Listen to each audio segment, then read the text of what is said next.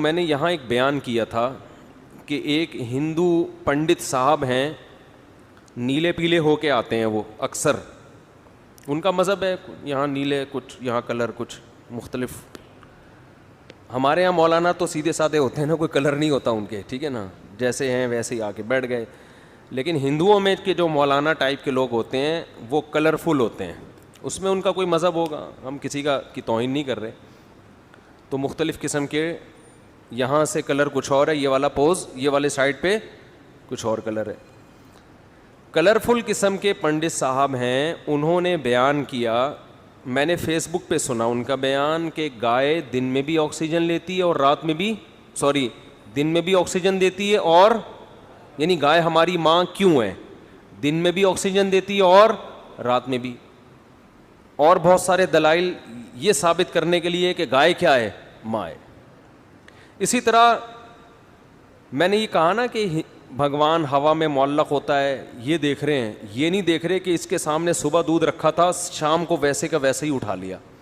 تو یہ سوال پنڈت جی سے پوچھا گیا تو انہوں نے فرمایا کہ جیسے خوشبو جب ہم سونگھتے ہیں تو گلاب کے پھول کا ویٹ کم نہیں ہوتا, لیکن اس سے ہم فائدہ پورا اٹھا رہے ہیں, تو ایسے ہی بھگوان جو ہے وہ دودھ, پراٹھے, انڈے جو بھی رکھو اس سے فائدہ اٹھا لیتا ہے, لیکن وہ انڈے کم بولتے کیوں نہیں بھائی, نہیں ہوتے. یہ رپورٹ ہے, ان کی رپورٹ ہے یہ. تو اس پر میں نے بھی اپنا تجزیہ کیا, بھائی جیسے وہ تجزیہ کر سکتے ہیں ہم بھی کر سکتے ہیں نا بھائی. یوٹیوب آزاد ہے, فیس بک آزاد ہے, جو بھی, بشرطے کہ وہ وائلنس ہی نہ پھیلا رہا ہو, کوئی مار دھاڑ کی باتیں نہ کر رہا ہو, تو وہ تو ہم نہیں کر رہے.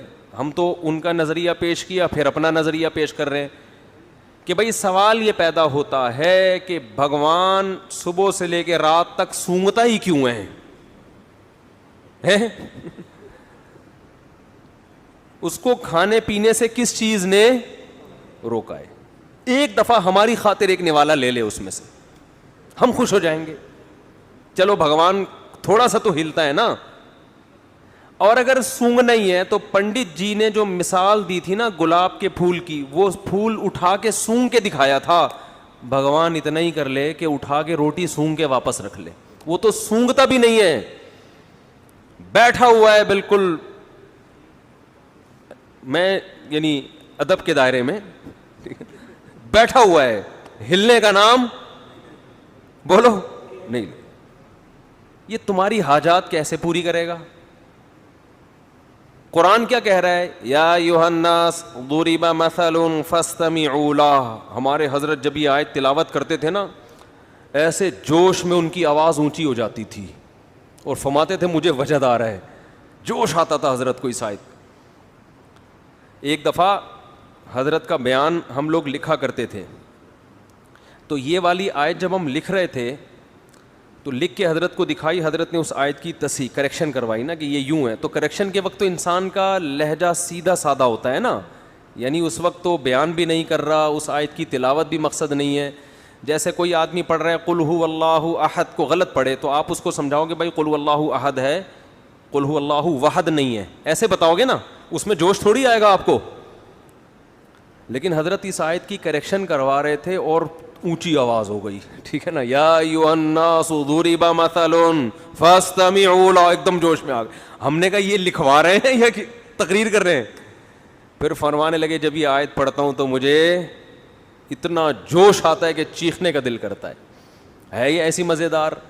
یا ایھا الناس, اے لوگو. دیکھو قرآن کی مثالوں میں سب سے مزیدار بات پتہ ہے کیا ہے, بلکہ پورے قرآن میں فطرت کو اپیل کرتا ہے.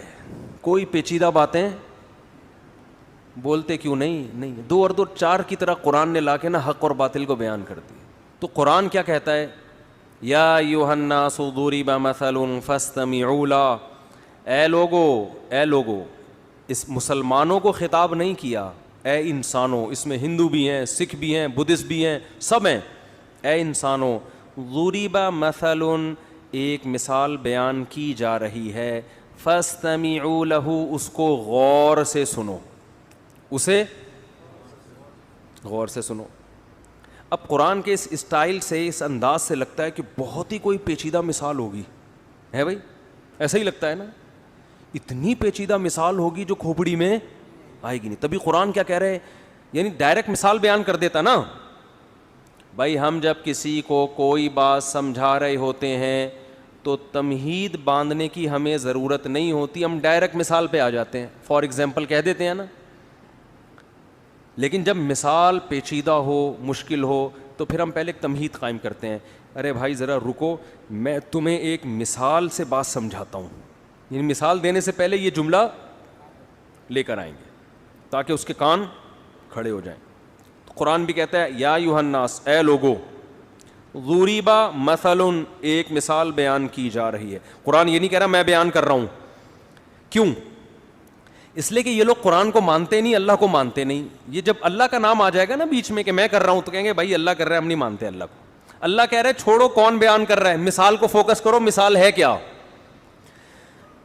سمجھ رہے ہیں؟ قرآن کہہ رہے اس کو چھوڑو, بیان کون کر رہا ہے. ضربت مثلا نہیں ہے, ضُرِبَ مثل پیسو وائس ہے, فعل مجہول ہے. ایک مثال بیان کی جا رہی ہے, چھوڑو کون بیان کر رہا ہے, اس کو مت دیکھو, کیونکہ تمہیں تو ہم سے چڑ ہے. اللہ کر رہا ہے, نبی کر رہے ہیں, تم بولا یار یہ نہیں, ہم نہیں مان, چھوڑو اس کو, اس مثال کا جواب لے کر آؤ بس. مثل فاستمعوا لا, اسے غور سے سنو. ان الذین تدعون من دون اللہ, جن کو تم اللہ کے سوا پکارتے ہو, مندروں میں بیٹھے ہوئے ہو جن کے سامنے ہاتھ جوڑ کے, لن یخلقوا ذبابا, یہ سنگ دل محبوب قدموں میں لانا, یہی کام کر رہے ہوتے ہیں نا ہندو لوگ مندروں میں جا کے. آج کل تو دنیا میں اور کوئی غم ہے ہی نہیں, بس یہی دنیا میں سب سے بڑا غم رہ گیا ہے. روٹی روزی سنگ دل محبوب, نرم دل تو کسی کا محبوب ہے ہی نہیں, سارے سنگ دل ہی ہیں. تو سنگ دل محبوب قدموں میں لانا, روٹی دلا دینا. اللہ فرماتے ہیں لن یخلقوا ذبابا, کہ یہ ہرگز ایک مکھی بھی پیدا نہیں کر سکتے. ایک مکھی پیدا کرنے پر بھی یہ قادر نہیں ہے. آگے فرمایا وَإِن يَسْلُبْهُمُ الذُّبَابُ شَيْئًا, یہ جو بھگوان پراٹھوں کی خوشبو سونگھ رہا ہے نا یہاں بیٹھ کے, خوشبو سونگھ رہا ہے, اور تم سمجھتے ہو اس میں اتنی انرجی آ جاتی ہے کہ تمہاری بگڑی بنائے گا, یہ تمہارے مسائل کہاں سے حل کرے گا. یہ جو مٹھائی اس کے سامنے تم نے رکھی ہے, مکھی اگر اس مٹھائی میں سے کچھ لے کے اڑ جائے تو یہ مکھی سے وہ مٹھائی چھڑوا نہیں سکتے. جو بھگوان مکھی سے مٹھائی نہ چھڑا سکے, وہ جیل سے پولیس سے تمہارا قیدی کہاں سے چھڑائے گا. وہ اس لیے بھی جا رہے ہوتے ہیں ہمارا بھائی جیل میں چلا گیا ہے, پولیس والوں سے بھگوان ہمارے بھائی کو بولو بچا لو. کانسیپٹ ہے بھائی, ہم کسی کا, ہمارا ایک نظریہ ہم اس کو پیش کر رہے ہیں نا, قرآن کی آیت ہے یہ. فاستمعوا له ضعف الطالب والمطلوب, فرمایا جو عبادت کرنے والا وہ بھی کمزور, جس کی جا رہی ہے وہ بھی کمزور, دونوں کمزور ہیں, تو مسائل حل نہیں ہوں گے. مسئلے حل ہوتے ہیں کمزور جب طاقتور سے رابطہ کرتا ہے. اس پہ جو یہاں تک تو ہندوؤں کا مسئلہ حل ہو گیا, اس پہ لبرل لوگ آگے آ جاتے ہیں, کہتے ہیں اچھا وہ لبرل لوگ جو ہے نا, جو ایتھیسٹ قسم کے, جو لبرلزم میں انتہا کو پہنچے ہوئے ہیں, وہ پھر یہاں کے مسئلہ کھڑا کرتے ہیں. کہتے ہیں جو اعتراض ہندوؤں پہ ہوتا ہے, ہندوؤں کے بھگوان پہ, وہی اعتراض ہمیں مسلمانوں کے بولو خدا پر بھی ہوتا ہے. آپ کہہ رہے ہو کہ دونوں کمزور, دونوں بگڑی نہیں بناتے, تو تمہارا خدا کون سا تمہاری مدد کرتا ہے؟ خدا کو بولو یہ کر دے, کرے گا ہے بھائی؟ ابے کیا ہو گیا؟ وہ کہتے ہیں اچھا ٹھیک ہے, پھر تم خدا سے بولو نا یہ کر دے, یہ کر دے, یوں کر دے, فلاں کر, تو ہو رہا ہوتا ہے. ایک ایتھیسٹ نے اعتراض کیا ہے کہ وہ کمنٹس میں کیا ہوا تھا کہ میں تو خدا سے کہہ رہا ہوں کہ اگر تو ہے تو مجھ پہ آسمانی بجلی گرا دے, معاذ اللہ. تو وہ تو کوئی نہیں گرا رہا, وہ تو اس کا مطلب جیسے ہندوؤں کے بھگوان غلط ہیں, وہ کچھ نہیں کر سکتے, معاذ اللہ جو اصل خدا ہے جس کو مسلمان کہتے ہیں وہ بھی نہیں ہے. سمجھ میں آ رہی ہے بات کہ نہیں آ رہی ہے؟ اس کا جواب یہ ہے کہ ہم جس خدا کے ماننے والے ہیں نا, وہ بہت کچھ کر کے دکھا چکا ہے, اسے اپنے ثبوت کے لیے مزید کچھ دکھانے کی ضرورت نہیں ہے. یہ جتنا کچھ ہوا ہے نا, یہ کس نے کیا ہے؟ اس نے کیا ہے. اگر وہ اس طرح سے کرنا شروع کر دے کہ ایتھیسٹ نے کہا کہ آسمان سے بجلی گرے اور گر کے مر جائے, آزمائش ختم, یہ تو مشاہدے والا ایمان ہے. یہ تو پھر دلائل اور پیغمبروں کی اور دلائل کے تانے بانے ملانے کی ضرورت ہی نہیں ہے. آپ نے کہا اللہ مجھے روٹی چاہیے, روٹی آ گئی سامنے, پھر یہ میں ممبر پہ کیوں بیٹھا ہوں یہاں پہ, پیغمبر کیوں آ رہے ہیں, قرآن کیوں نازل ہو رہا ہے, یہ تو پھر سارے ایمان لے آئیں گے. تبھی قرآن کیا کہتا ہے, جب ہم اپنی بڑی نشانی دکھاتے ہیں تو پھر ایمان قبول نہیں کرتے. جو نشانیاں ہیں انہی کو دیکھ کر ایمان